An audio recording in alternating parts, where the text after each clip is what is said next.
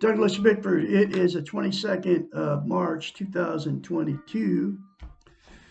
I'm reporting live out of my 105-year-old house here in Klamath Falls, Oregon, which is my hometown. I am teaching self-esteem out of this book right here on YouTube, and I have been for over a year. Self-esteem, what it is how you feel about yourself inside.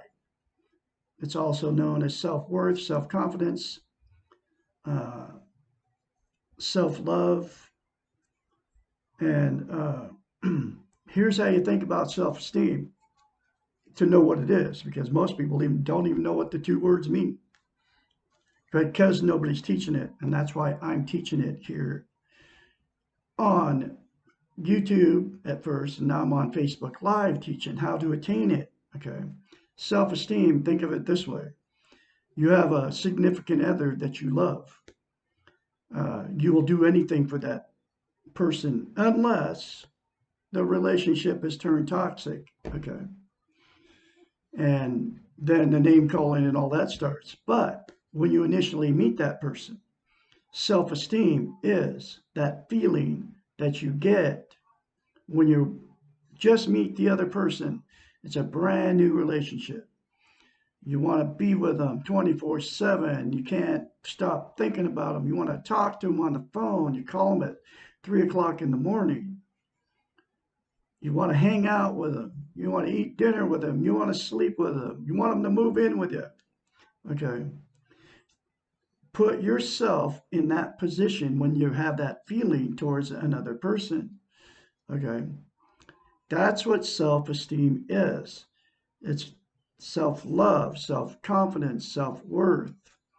You feel like yourself about how you feel about that other person when the relationship is brand new. Okay. That's what self-esteem is.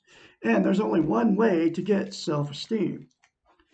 And it comes out of this book right here from a psychiatrist. Her name's Dr. Susanna McMahon. Psychiatrist, counselor, therapist, many years. She's 73, lives in Madrid, Texas, with her husband. She wrote this book 30 years ago. And every chapter, I kid you not, talks about how we've been trained and taught not to have self-esteem, self-love, self-confidence, self-worth. That's why you don't even know what the word even means, because nobody's teaching it. And that's why I'm here teaching this one very simple concept and the rest of this book, a chapter at a time. But here is the one simple concept to get you self-esteem on steroids.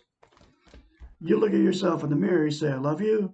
You say, I love my inner child. You say, I'm worthy to be loved and worthy to love. You say those three things to yourself in the mirror daily, instead of criticizing yourself in the mirror, folks. It will give you self-esteem on steroids. And here's the thing about self-esteem. You can't love without it. You can't be loved without it. And you also cannot be content. What content is? Content is you feel good about how, where, and what you are. And it's also known as internal peace. And you cannot have internal peace or be content unless you love yourself. And nobody's teaching this, okay? It's not on TV. It's not on any of the social media. Douglas Allen Bickford here in Klamath Falls, Oregon is the absolute only one teaching how to get self-esteem. Okay, nobody. You don't even hear the two words self-esteem. When was the last time anybody even said, hey, how do you feel about yourself? Nobody has ever asked you that. And nobody has ever told you to look at yourself in the mirror and say, I love you. And you know it's all true. Okay. But that's the absolute only way to get it.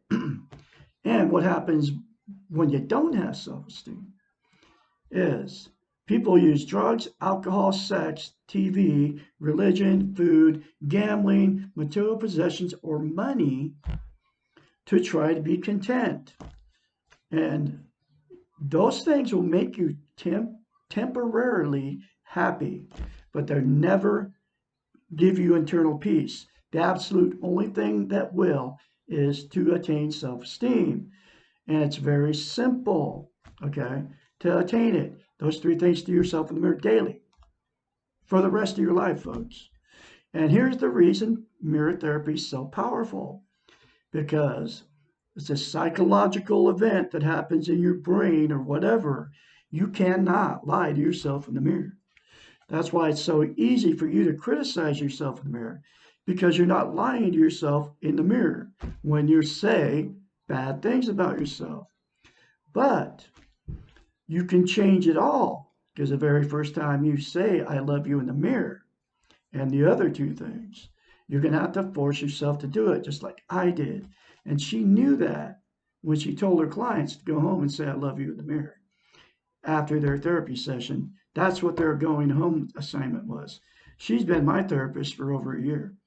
And that's how and why I feel good about myself now. And because we've been trained and taught not to feel good about ourselves. It comes from the television, it comes to the social media. Okay. And that's why she talked about it 30 years ago, folks, that we've been trained and taught not to feel good about ourselves. Anyway, so I'm going through this book one chapter at a time. And you are all full of goodness. You just don't know it. But you can know it if you accept that you're good and you say those three things to yourself in the mirror. It's that simple, folks. Okay, here we go. Why don't self-help books work for me? Chapter 26. In the preceding question about how to learn self-esteem, reading, and that was yesterday's video. So you should go watch it.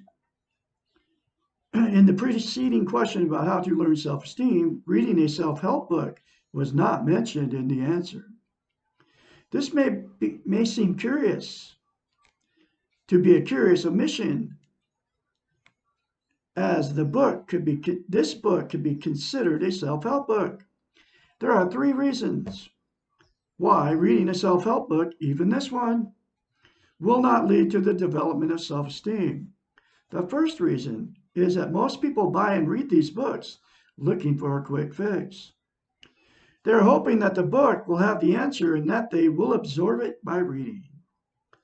Most of the self-help books do have the answers in some form or other, but the very nature of self-esteem is living it and practicing it, and these skills cannot be acquired by simply reading about them. That's why those three things to yourself in the mirror daily, practice it daily for the rest of your life, will give you self-esteem, because you have to maintain self-esteem once you get it. I got it now. I confidently say, I love Douglas Bickford. I love my inner child. I'm worthy to be loved, worthy to love daily in the mirror, okay? Because it has to be practiced to maintain it. And that's why I'm very confidently going through this book and teaching you all this stuff on Facebook Live now and also on YouTube.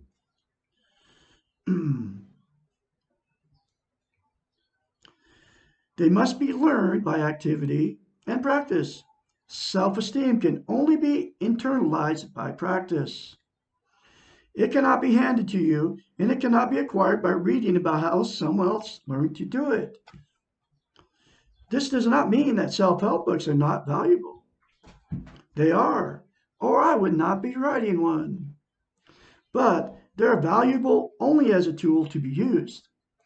Reading alone will not do it. Reading the books to learn that you are not alone, that others have been where you are and have learned to change, and that the change is possible, helps you keep at task.